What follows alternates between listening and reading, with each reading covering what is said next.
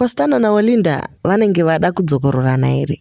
Ameno zvakuitika kuUK uko dzakambomwa dzese munasave dzikasangana kuna runde dzinogona kudzokororana. Zvakaoma.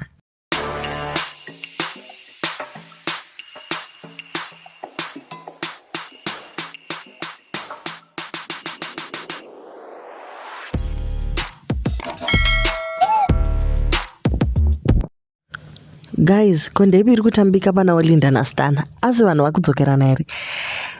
Aposta pa Instagram akati, guys, kana muri kuda mavidhiyo chaiwo, ask zvakanaka tikupei atinotora nema iPhone 14 Pro Max.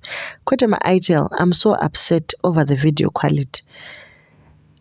This comes after paseculator video yake achidhensa naStana anditi ukuota iten ari busy nekamwe kamusikana wokezera ndopaunoona watoidiweka mimwe michato yedu. So Olinda udzokera kuvakomana vake vechikuru vana ma40-year-olds ukuota iten vanawo wezerawo ma18-year-old.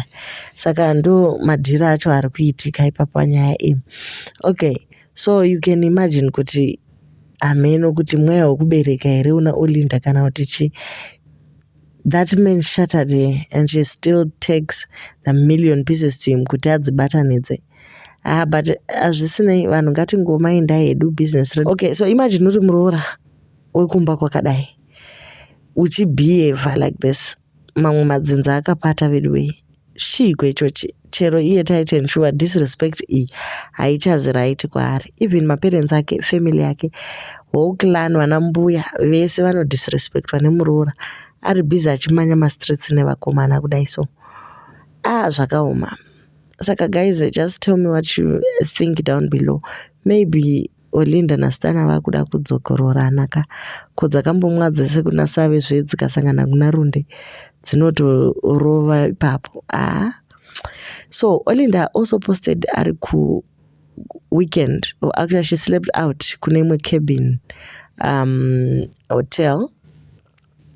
Stana also posted the same picture. Saka, do you think they were together? Cannot, it's just coincidence.